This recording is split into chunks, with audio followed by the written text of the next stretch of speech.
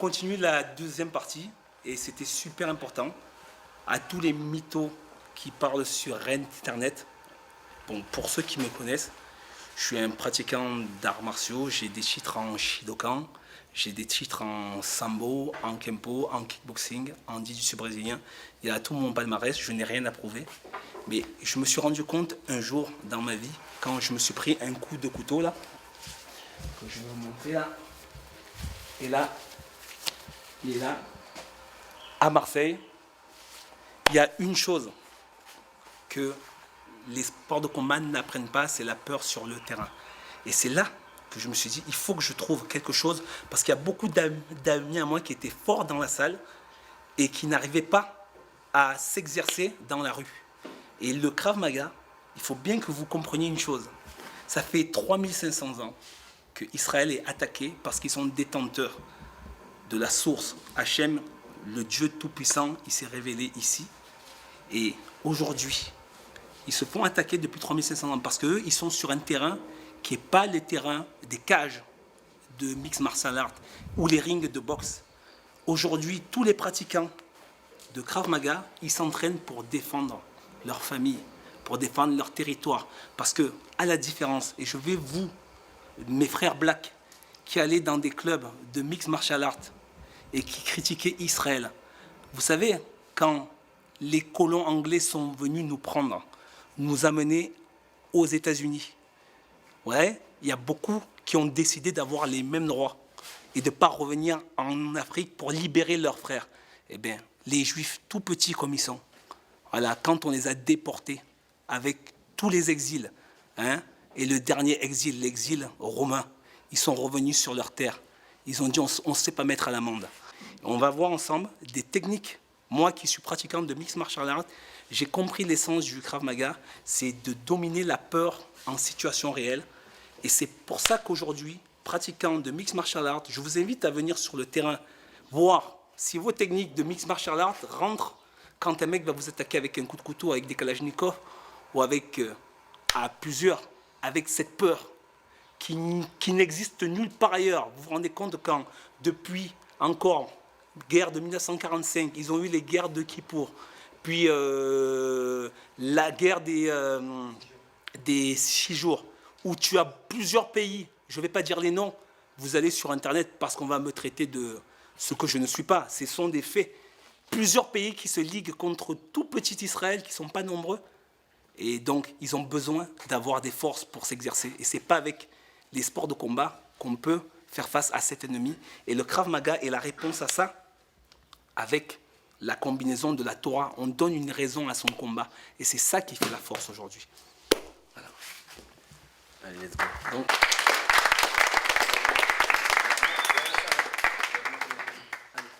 Donc on est parti. Alors, donc, c'est pour vous expliquer, on est là aussi pour vous démontrer que moi, en tant que pratiquant de mixed martial art, il y a des techniques qui ne marchent pas. Ça va être très simple. Quand une personne, par exemple, ce qu'on voit souvent dans l'UFC, vas-y, mets-toi dans la garde. Voilà, ça, quand on est à l'UFC, vous le voyez, les mecs vont essayer de frapper, ground and pound, vont essayer de sortir la garde. Dans le Krav Maga, déjà, quand on va au sol, ça ne dure pas longtemps. Un mec, il va me mettre dans la garde. Regardez, vous prenez une ceinture noire de jiu-jitsu n'importe quelle. Je me suis entraîné avec les ceintures noires. Pour sortir la garde, moi, ça va être simple. Je ne vais pas frapper, je ne vais pas essayer de sortir techniquement. Je vais mettre dans les parties, c'est réglé. Rien que ça, déjà, le mec, il est hors de combat. Pam, doigt dans les yeux, c'est réglé. Et là, je passe. Vous voyez, là, c'est fini, là. Tu vois pas, le combat, il est fini. Le Krav Maga, c'est l'instinct de survie. Vous voyez, quand un mec est dans la garde, on ne va pas travailler. Là, directement, on est là, parti, on sort direct, doigt dans l'œil. Regardez, il ne peut pas rentrer de Jijugatame, il ne peut pas rentrer de triangle. Même s'il veut, il ne peut pas rentrer. Et là, déjà, rien que j'appuie là, c'est game over. Voilà, c'est game over. Je frappe là, je frappe là, c'est game over. Ça, c'est sur la garde. En side control, vous savez, on est là, on va essayer de passer, on va essayer de travailler nord-sud. Hein. Vous voyez ça, vous les connaissez bien, c'est technique. En Krav Maga, il n'y a pas ça. Déjà, quand on se retrouve en side control, on est là, qu'est-ce qui se passe? Boum, coup de tête, direct. Il n'y a pas de truc. On met coup de tête direct. C'est ça qu'on apprend aussi. Bam, ça passe là. Une fois qu'on a le coup de tête, c'est très simple. On a mis son coup de tête, on va passer. Là, oui, là, ça va marcher. Mais on ne va pas travailler lui qui va essayer de se défendre. Non, on est là, Krav Maga, coup de tête, bam, ça passe là. Voilà, ça, c'est des techniques radicales. Quand on est en position montée, c'est très simple. Il y en a qui vont essayer de travailler pour essayer de rentrer leur jiju. Ok, dans la rue, Krav Maga, on n'est pas là. Le mec, il est là, doigt dans les yeux direct, et bam, bam, on le défonce. Regardez, il ne peut pas se défendre. On n'a pas le droit à l'UFC de mettre doigt dans les yeux, mais dans la rue, on a le droit, doigt dans les yeux, et là, on le défonce, bam, boum, on écrase. Game over. Ensuite, ce qui est bien dans le Krav Maga, quand on est en position, nous, de défense, lui va être sûrement sur la garde. Vous voyez, dans l'UFC, on va se protéger, vas-y, frappe. On va essayer de protéger pour le sortir. Krav Maga, c'est pareil. Le mec, il est sur moi, position montée, pareil. On va passer dans les parties directement, et là, ça sort direct. Parce que les parties, c'est pour ça que les femmes sont les plus fortes dans les sports de combat, parce qu'elles, elles n'ont pas ça. Vous avez compris maintenant que les femmes dans la rue, quand elles apprennent à se défendre, et ouais, elles ne sont pas sujettes à ça. Pareil dans le Krav Maga, quand on est dans la garde, vous voyez, vas-y, viens là, moi, je l'ai dans la garde, je ne vais pas essayer de prendre le mec pour essayer de le sortir comme ça. Ça, c'est bien pour l'UFC. Hein? Donc, on va voir dans l'UFC, les mecs vont essayer de rentrer, donc triangle, ok. Krav Maga, il n'y a pas de ça. Même principe, un mec, il est là, on va sortir doigt dans les yeux. Hein? Très simple. Une fois qu'on a mis son doigt dans les yeux, on va bam dans les couilles. On sort. Et là, boum. Et là, on va prendre une arme pour pouvoir le boum. Vous voyez? Donc, c'est vraiment pour vous faire comprendre avec Jérémy, qui est sur le terrain, que le Krav Maga, c'est pas fait pour faire le beau dans la rue. C'est pour donner un sens à sa vie. On défend sa terre. On défend sa famille. On défend sa patrie. Donc, vous, mes frères blacks, aujourd'hui, hein, l'Afrique était là. On a laissé tomber l'Afrique. N'oubliez pas que les Indiens se sont fait mettre à l'amende. Les Juifs, depuis 3500 ans, ils ont donné un sens à leur combat. Ils se battent pour le Dieu créateur tout-puissant, pour que la parole, les 10 commandements vivent. Et les 10 commandements, aujourd'hui, sont là pour leur famille, pour leur terre, pour leur patrie. Jérémie, on est là, on est une fraternité. La Torah, c'est hors l'agoïme, c'est pour tous les peuples. Ça nous apprend aussi à être forts. Le roi David était pratiquant d'arts martiaux. Hein? Il faisait des sports de combat, il faisait déjà une forme de Krav Maga parce qu'il donnait un sens à son combat. Voilà. Parce que le Créateur Tout-Puissant nous a mis dans le monde de l'action, Asiya, le dernier monde, Asiya Action. C'est pour qu'on agisse. Sinon, il n'a pas besoin de nous, mais il veut nous donner un srout, un mérite d'agir pour être associé avec lui. C'est pour le libre arbitre. L'être humain est un roi quand il fait la volonté du Créateur Tout-Puissant. Alors étudiez la Torah et venez en Israël apprendre le Krav Maga pour donner aussi un sens à votre vie. Voilà. C'est Yaakov, c'est Yosef Hatzadik, c'est David Ameller. C'est les trois qui ont le plus travaillé, qui ont le plus d'épreuves. C'est le centre, c'est ce qui tient le mieux. Donc nous, quand on est en combat, on cherche cette ligne-là pour taper, mais évidemment, on cherche à cette ligne-là à se la protéger. C'est pour ça que je vous ai souvent appris que dès que je peux arriver proche de mon adversaire et que ma ligne à moi, elle soit collée à lui, c'est bien. Comme ça, je peux travailler facilement sur la sienne, mais moi, je suis protégé. Vous me travaillez ce mouvement-là, n'oubliez pas, n'ayez pas peur d'entrer. Vous serez plus protégé. N'ayez pas peur de frapper. Trouvez. Cassez la structure. Gardez le contrôle de la personne.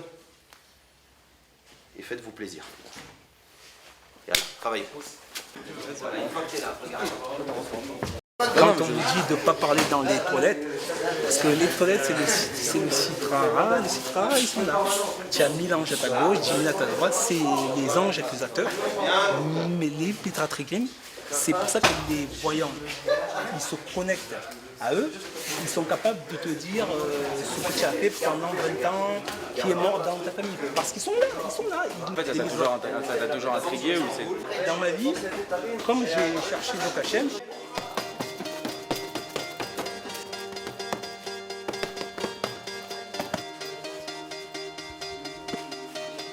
Let's celebrate new hope, celebrate new hope, love and joy, love and peace around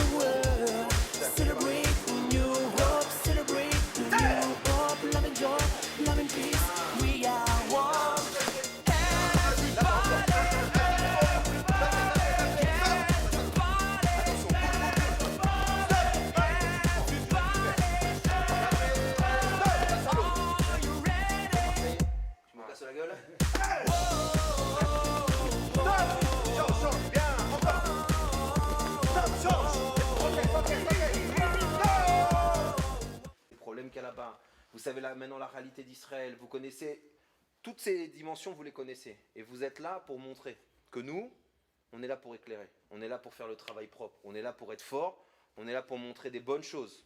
D'accord? Vous savez très bien que le combat, c'est le combat de la vie. On a parlé ensemble de morale, de famille, etc. Ça aussi, c'est des combats. Ne pas tromper sa femme, ne pas faire des ch'tuyotes, ne pas respecter son voisin. Ça, c'est des vrais combats. Ceux-là, ils sont très durs. D'accord? Mais vous avez vu ce qu'on a fait, l'agressivité, de se taper? Ça doit vous servir dans la rue. Dans la rue, pour, s'il se passe quelque chose de grave, faire ce qu'il faut pour protéger les gens et protéger la vie, mais aussi dans la vie, pour être quelqu'un de bien, quelqu'un qui se tape, quelqu'un qui fait attention aux autres, etc. Bémet, je suis très content qu'à la fin de la Mechina, à la fin de l'année de votre préparation, on a eu la chance d'avoir Claude avec nous. Je pense que c'est une bonne signature. Il a compris, vous avez vu, hein, il y en a plein qui m'ont dit, mais je crois pas, il est rabbin, alors on va voir, on va peut-être gratter. Mais Bémet, vous avez vu que la Torah, elle transperce, la Torah c'est de la vérité. Celui qui aime la vérité, il se colle à la Torah, il grandit, il a un gibor, dans tous les domaines. C'est ce que je vous souhaite dans votre vie, c'est ce que je vous souhaite à l'armée, et c'est ce qu'on vous souhaite avec Claude et moi, Bémet. On est content d'être avec vous, et moi je suis content d'avoir rencontré un gay vert comme ça.